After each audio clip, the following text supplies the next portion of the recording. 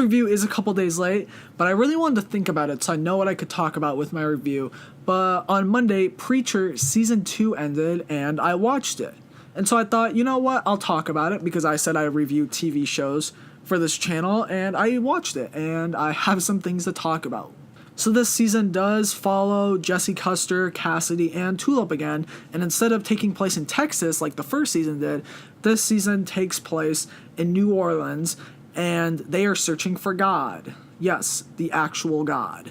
We also get to figure out what happened to Eugene from season 1 after he got sent to hell, and so basically, yeah, he's in hell this season, and so he becomes best friends with Hitler, which was kind of strange. It's kind of a risk they took, I think, to actually have... And Hitler's a main character in this season. I mean, I don't know about you, but if I was going to, write a TV show or a movie, I'm not going to have Hitler be a main character in it. And the thing is, they actually tried to make Hitler good this season, which they did, but, I don't know. It's a little interesting that they tried to do that. And I see why they did it, but at the same time, it's a little risky that you did that. I will be completely honest, Eugene's storyline was probably my least favorite part of the season. I mean, it was good, don't get me wrong, but whenever that came on, I was just like, oh, okay, let's just get back to Cassidy or Jesse.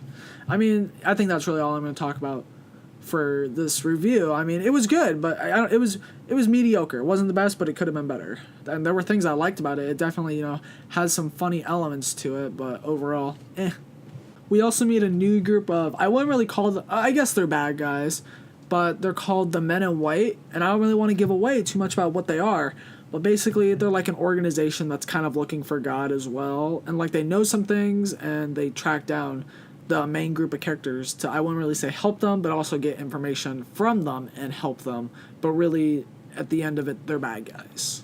They were okay, they were a little strange, there's one scene with the main dude, who's this bald dude, and there was one scene in one of the episodes a couple weeks ago, I was like, that's a little, another risky thing you did this season, which I'll say this about the season, they did a lot of risky things this season that were just dang, how did AMC let them do that?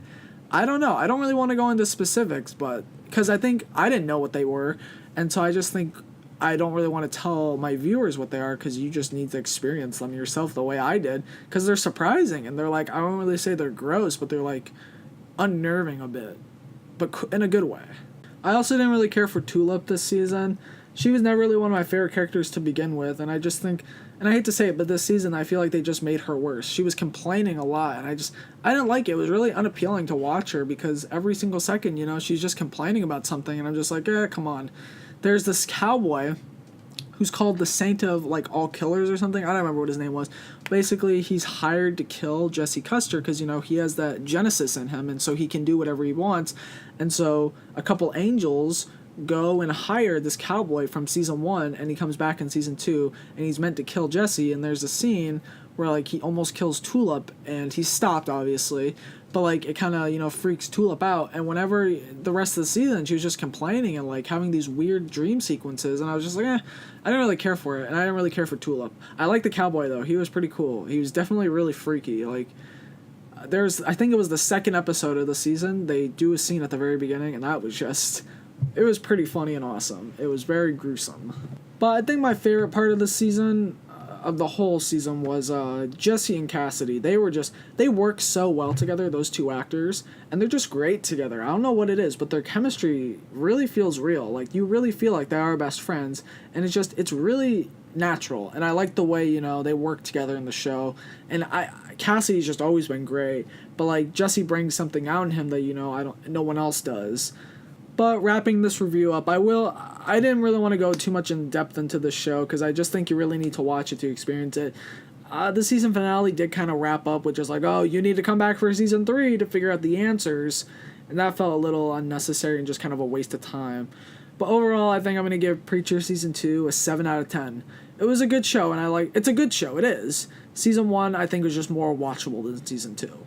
Thank you all so much for listening. If you've liked what you listened to on here and you want to listen to more, go like, comment, and subscribe. That would really be helpful, and I would really appreciate it. The links to all of my social medias are listed down below in the description.